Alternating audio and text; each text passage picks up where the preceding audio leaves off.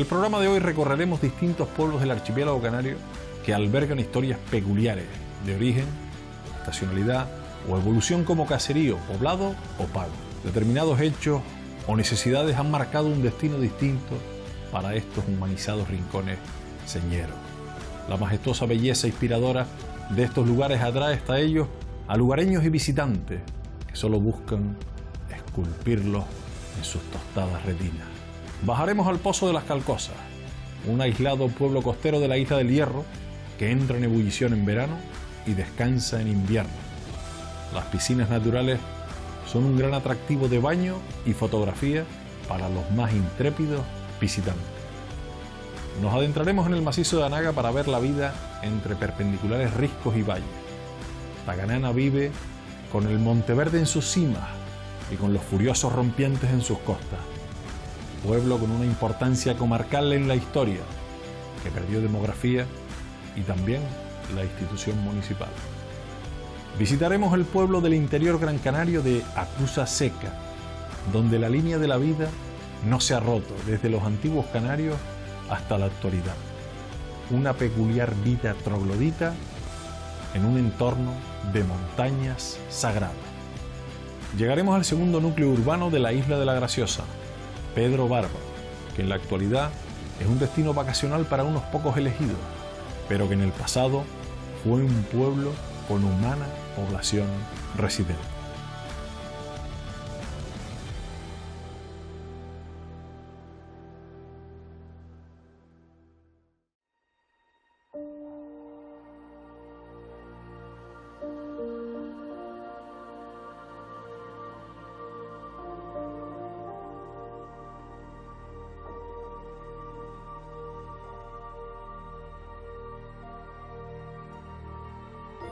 En el norte de la isla del Hierro tenemos un poblado peculiar bajo un pequeño acantilado.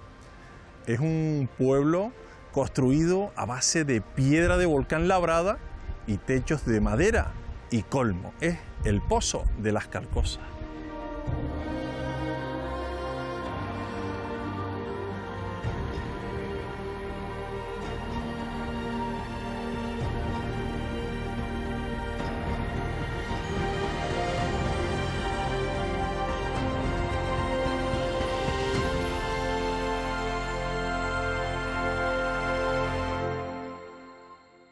Paseamos entre las empedradas callejuelas del Pozo de las Calcosas con la licenciada en Geografía e Historia Aránzazu Gutiérrez, una grandísima protectora del patrimonio histórico de nuestras Islas Canarias. ¿Qué tal, Aránzazu? ¿Cómo estamos? Muy bien. Natural del Mocanal, del norte de la isla del Hierro. Sí, aunque haya nacido en Venezuela, porque mis padres en ese momento emigraron, retornaron y, bueno, 100% herreña. Estamos en el Pozo de las Calcosas, un lugar singular que tiene relación con el Mocanal, casi umbilical, una relación directa. Sí, porque era el sitio donde desde el Mocanal se mudaban en las épocas estacionales, sobre todo en verano, para pasar ahora actualmente las vacaciones, pero anteriormente era para buscar recursos. Aquí había un pozo que le suministraba agua y luego estaban los recursos marinos, la recolección de la sal, recolección de mariscos e incluso para el tratamiento de los chochos. Hay una zona que le denominan el charco de los chochos, que era donde se curaban, y también para depositar los mimbres que se curaban para luego pues realizar todo tipo de elementos de cestería, ¿no? Que era uno de los elementos básicos para transportar y trabajar en esa época. Te estoy hablando pues aproximadamente hasta los años 80. ¿Por qué se llama el Pozo de las Calcosas? Bueno, el Pozo de las Calcosas se llama principalmente porque aquí había un pozo que suministraba tanto agua dulce como agua salada. Tiene una filtración intermedia de los dos tipos de agua. Y al mismo tiempo de las calcosas porque es un elemento vegetal que abundaba en este sitio en concreto, que en otras islas se llama vinagrera, pero aquí en el Hierro se llama calcosa y debe su nombre pues a esas dos uniones del pozo de agua y del elemento vegetal que abundaba aquí. ¿Desde cuándo está documentado que tenían casas en esta zona? ¿Cuándo empezaron a bajar? ¿Esto viene de muy atrás? Sí, hay una referencia desde el siglo XVII, donde ya se habla de que había pues algunas alguna zona habitacional, casas cuevas y algún pajero, pero luego cuando más aumenta y el número de edificaciones es a partir del siglo XVIII y XIX. Estamos hablando de unas construcciones peculiares, una techumbre muy peculiar que la fabrican, la renuevan los propios vecinos del Mocanal, del Pozo de las Calcosas. Era una techumbre habitual en la Isla del Hierro porque los barros no eran buenos para la elaboración de teja y la teja se utilizaba solo para aquellos elementos nobles y singulares de personas de un mayor poder adquisitivo, sobre todo en la zona de la Villa de Valverde. El centeno, que es lo que nosotros llamamos colmo, fue lo utilizado en las cubiertas de toda la isla, pero fue desapareciendo paulatinamente en el resto de los núcleos y se concentró aquí en Guinea, que Guinea es una restauración que se hizo de un poblado que se abandonó en un determinado momento, pero aquí sí es verdad que se ha ido manteniendo, es un sitio vivo que ha ido evolucionando y de hecho la arquitectura se nota la evolución y la introducción de nuevos elementos también del siglo XXI, ¿no? El fenómeno de la mudada es un fenómeno muy herreño, que no solo iban las personas a cambiar de los oficios en otra estación, sino que iba toda la familia. ¿Qué recuerdos y qué vivencias tienes de esas mudadas? Yo puedo hablar de la mudada de los años 80, 70, de la última parte de la década de los 70, cuando nos mudábamos con mi abuelo, que esperaba después de San Juan, que es la primera fiesta que se celebra aquí en el Pozo de las Calcosas, esperaba hacer todas las tareas agrícolas que quedaban pendientes en el Moganal y la última era la trilla y eso se producía a principios del mes de julio. Una vez se realizaba la trilla, pues nos preparábamos todos para hacer la mudanza.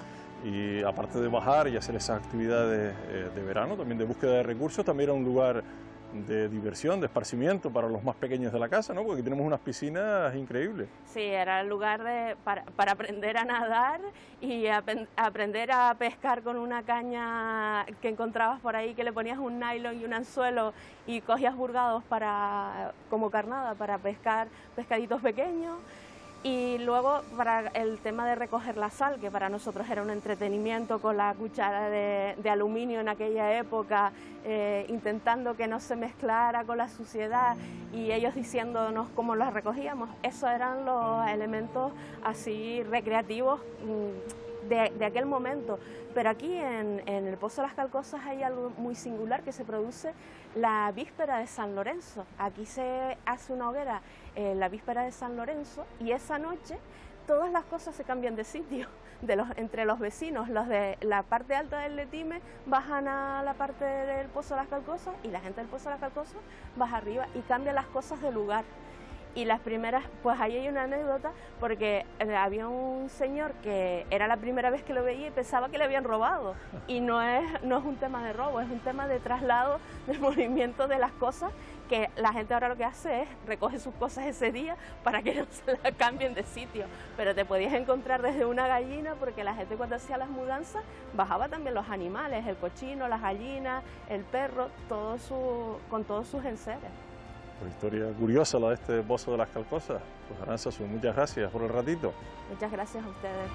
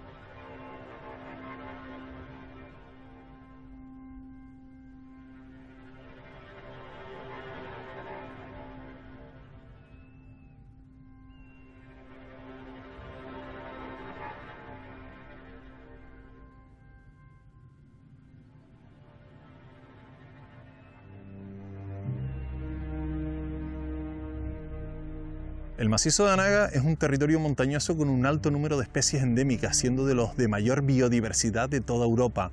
Un frondoso bosque húmedo de laurisilva en la parte alta, en las partes medias, además de agricultura, algunos reductos de palmeras, de dragos, de ese bosque termófilo del que ya nos queda poco. Y en la parte baja, un buen tabaibal cardonal. Además, pueblos incrustados en sus valles, como Taganana.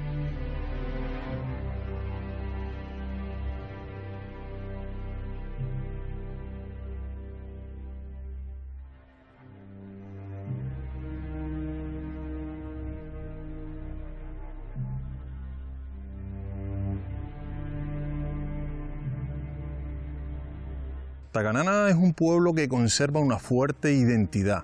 Su aislamiento en el macizo de Anaga, sus fuertes pendientes le han hecho tener una agricultura, ganadería y pesca de subsistencia.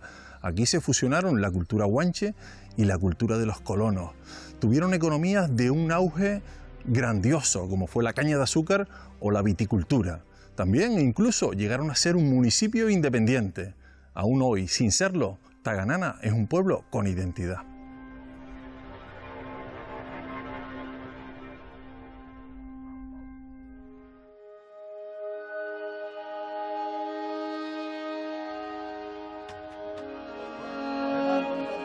Visitamos a Luján González en la sede de la Asociación de Vecinos de Taganana para hablar de su pueblo, su historia, su cultura y de esa identidad por la que él y otros vecinos y vecinas luchan porque perviva en el tiempo.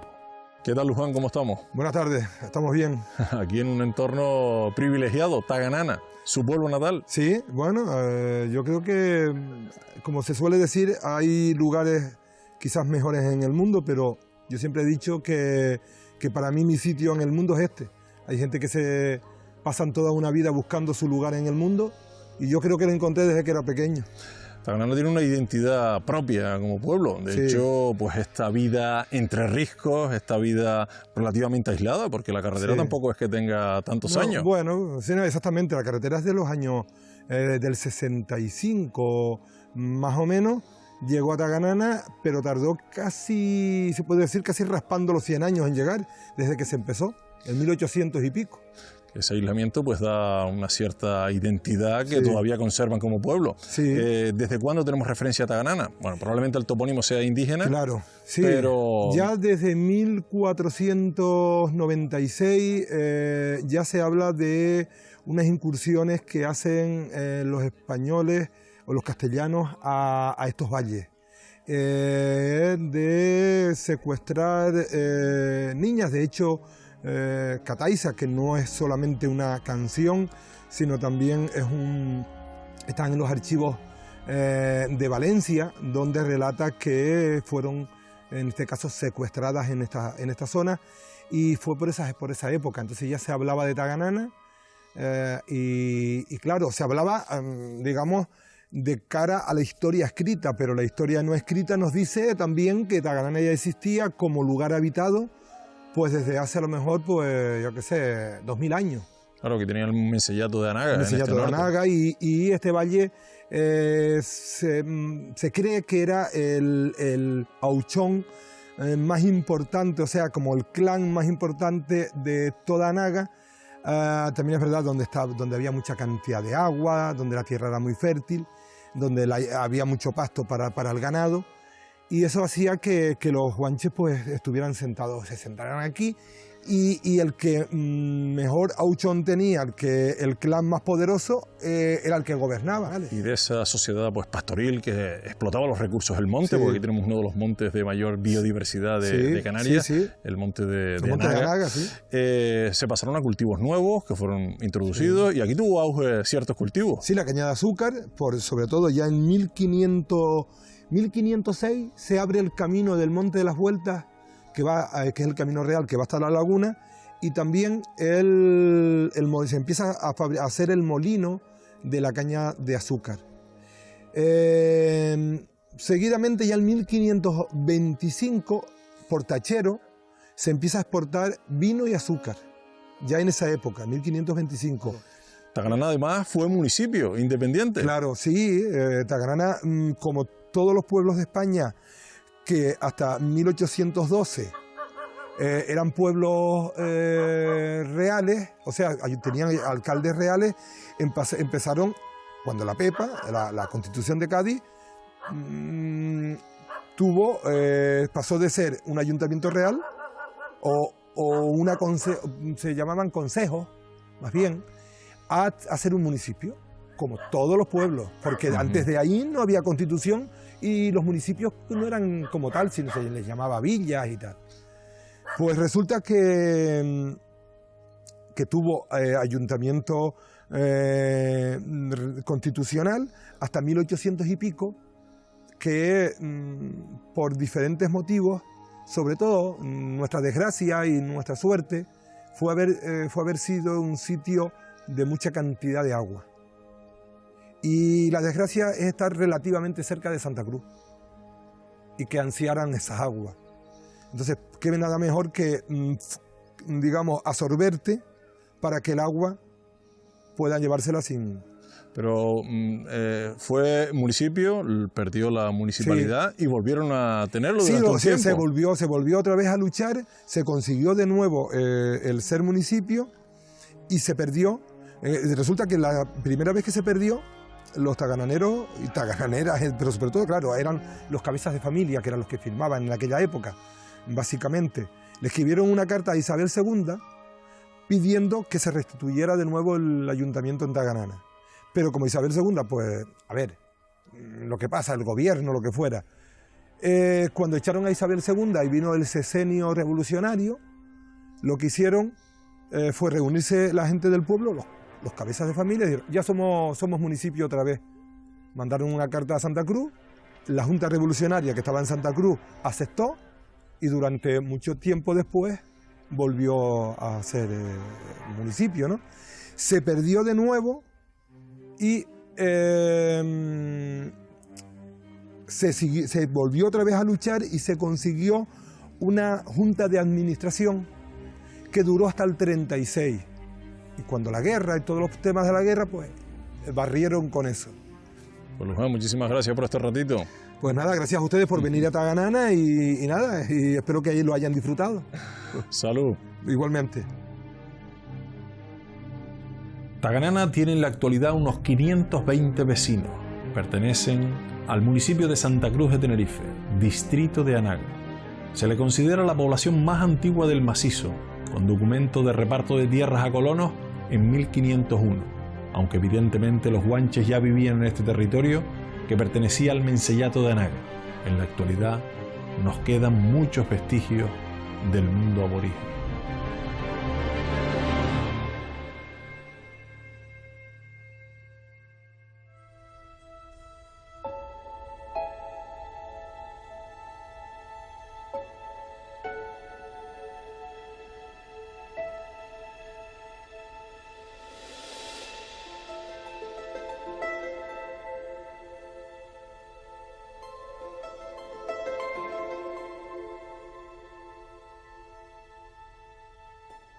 En el interior de Gran Canaria, mirando a la gran cuenca de Barranco Grande, en Tejeda, tenemos el caserío de Acusa Seca, del municipio de Artenara, un poblado troglodita, con cuevas excavadas en pura roca, donde se ha constatado la presencia de vida humana desde los antiguos canarios hasta la actualidad.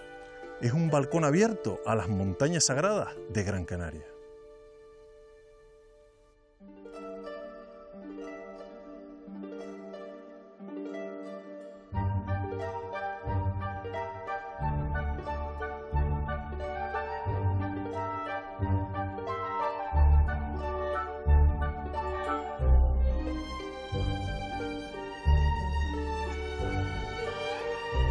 El pueblo troglodita de Acusa Seca, al igual que otras tantas cuevas que rodean este cantil de Acusa, son zona arqueológica en sí misma, ya que en muchas de sus cuevas hemos encontrado material cerámico, el ídolo de Acusa y también cuevas funerarias, sobre todo en la parte superior, esas cuevas de enterramiento donde aparecieron incluso momias de nuestros antiguos canarios envueltas en esteras de juncos, en pieles de cabra, aisladas del suelo con tablones de madera.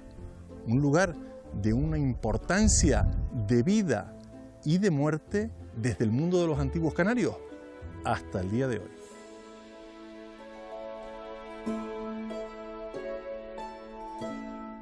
Nos encontramos en Acusa Seca con Heraclio Quintero, con el que hablamos de la vida en el pasado en este histórico pueblo de Casas Cuevas. Hoy casi despoblado, retiene unos pocos vecinos enamorados de esta vida singular, pero atrae a muchos descendientes y turistas a pasar unos días disfrutando de la tranquilidad, de las mágicas vistas y de las buenas temperaturas de las Casas Cuevas. ¿Qué tal, Heraclio? ¿Cómo estás? Buenas tardes. Aquí estamos en el barrio de Acusa Seca. ¿Usted es natural de Acusa Seca? ¿Nacido aquí? Nacido y criado aquí, sí. ¿Cuántos hermanos era su familia? Somos 9 hermanos. 9 hermanos. Y criados en una casa cueva. Casa Cueva. Porque todo este barrio eran casas cuevas. Sí, todo el barrio era Casa Cueva. Y en la época de su infancia era un pueblo bastante populoso, había bastante gente viviendo por aquí, bastante familia. Sí, de aquí no había cueva que no estuviera lo que un vecino, gente viviendo, porque es que no hay otra cosa. Me imagino que tendría pues también una comunidad infantil bastante grande. ¿Tenían colegio en Acusa Seca? Sí, aquí en la escuela que hicieron aquí, primero estaba en la Acusa Verde. Ajá. Y luego más tarde la hicieron aquí, en lo que es la escuela, y llegan a ver hasta 46 niños vinieron a ver una escuela esta. Y las maestras o los maestros venían de fuera. Claro, siempre vienen de afuera. Y se quedaban en una casa cueva. Se quedaba en la Casa Cueva. Una casa ahí se integraban en la vida de Acusa Seca. Sí, los meses que estaban aquí, pues claro, vivían aquí en el barrio con las familias que habíamos. ¿Y cuánta gente estima usted que había en su época, en su infancia aquí, a grosso modo? ¿Cuántas familias? Aquí creo que había unas 55 familias. No quiero decir una cosa por otra porque una vez, pero por lo que hemos hablado y hemos comentado y creo que había unas 55 familias. Y también pues de vez en cuando tenía sus celebraciones, sus fiestas. Ah, sí, aquí claro, aquí estaba cuando todas las fiestas, aquí vamos a celebrar al Cristo, la Candelaria, y siempre las fiestas se van reunidas de todos los barrios de aquí, de aquí, del Carrezá, dependiendo del Chorrillo, del Tocón, de todos los barrios de aquí que rodaban todo esto. Venían y hacían una... de la Tejeda, pero sin embargo venían de los barrios. Y venían y hacían una fiesta aquí. Hacían fiesta aquí, con baile, con todo. Baile, pero vamos. Ahí venían, ahí iban los frutos, porque era la época de la uva. Y la época del higo, de la uva, de los chochos. Bueno, hasta muse. El agua la iban a buscar y la traían. Hay que bajar por la parte abajo del andén para ir a buscar el agua. Diariamente para consumirla en la casa. Sí, para consumirla, para lo que fuera. Y poco a poco Acusa Seca se va despoblando. Claro, se fue desplomando cuando cortaron el agua un poco ahí porque hicieron una galería girar arriba por la parte de Tejeda, después hicieron el canal que va hacia la aldea. Y se quedaron sin el agua de abastecimiento. Porque el barranco ese que recuerdo, dicho por mis padres y mis abuelos, nunca se secaba, siempre tenía agua todo el año. Y ya luego los quedamos sin agua, nos quedamos de ahí y tuvimos que empezar a migrar. Y al final el pueblo se fue quedando vacío año tras año. Se fue vaciando, unos fuimos para el sur, otros fuimos para la aldea, nosotros mismos emigramos hacia la aldea. Estuvimos abajo 5 años plantando tomateros. Pero Heraclio vuelve a su lugar natal porque muchos no quieren perder la raíz y mantienen sus cuevas y vienen de vez en cuando. Yo que mis hermanos y nosotros añoramos esto. Añoramos que parece que lo llevamos de dentro. Esto me encanta. Para mí esto es vida. Voy por ahí. Ahora que estoy ya para la ruta de los mayores. Bueno, pues a seguir luchando por esta identidad que es Acusa Seca, que tanto lo sienten. No, hasta la muerte. Y por este poblado que está aquí desde épocas, probablemente desde épocas milenarias, desde la época de los antiguos canarios. Y nada, pues les deseo salud y que siga luchando por el pueblo de Acusa Seca. No, hay que luchar al máximo, vamos. Porque si no luchamos nosotros, ¿quién lucha por esto? Si nosotros lo abandonamos, ¿quién viene a esto? Se queda todo abandonado, todo en una ruina. Pues nada, salud, suerte. Bueno, ya gracias y hasta pronto, claro, que lo vea.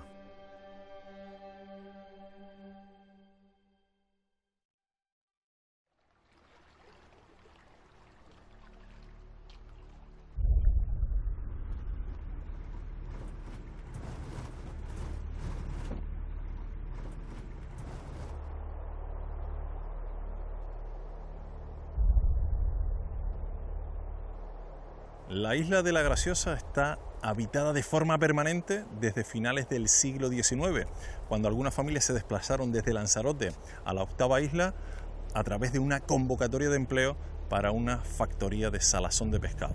Este proyecto no triunfó, pero los habitantes se quedaron en la isla viviendo de los recursos del entorno, sobre todo de la pesca, del mar. Nosotros en la actualidad conocemos muy bien el muelle y el pueblo de Caleta de Sebo, pero pocos de nosotros conocemos el segundo núcleo urbano de la isla de la Graciosa, Pedro Barba. En el pasado también un pueblo de pescadores, con sus chiquillos corriendo por las calles, con su escuela. Hoy en día un núcleo puramente vacacional.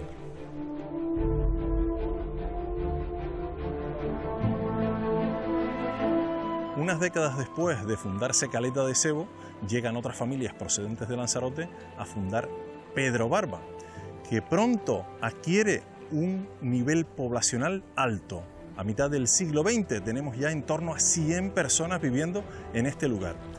Pero en los años 60 ya comienzan a vender las casas a inversores que llegaban de fuera para tenerlas como su destino vacacional.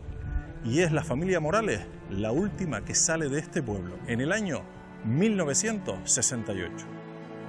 Hablamos con Rafael Morales, miembro de la última familia en marcharse de Pedro Barba. Él siguió residiendo en la isla de la Graciosa, pero lo hizo en Caleta de Sebo. Allí se iba a pescar cuando estaba el tiempo bueno, y el pescado que se cogía se venía, lo traían las mujeres, el barquillo de Pedro Barba, hasta abajo el risco, y las mujeres lo subían al risco. Subieron el risco igual que las mujeres de Caleta de Sebo. Igual.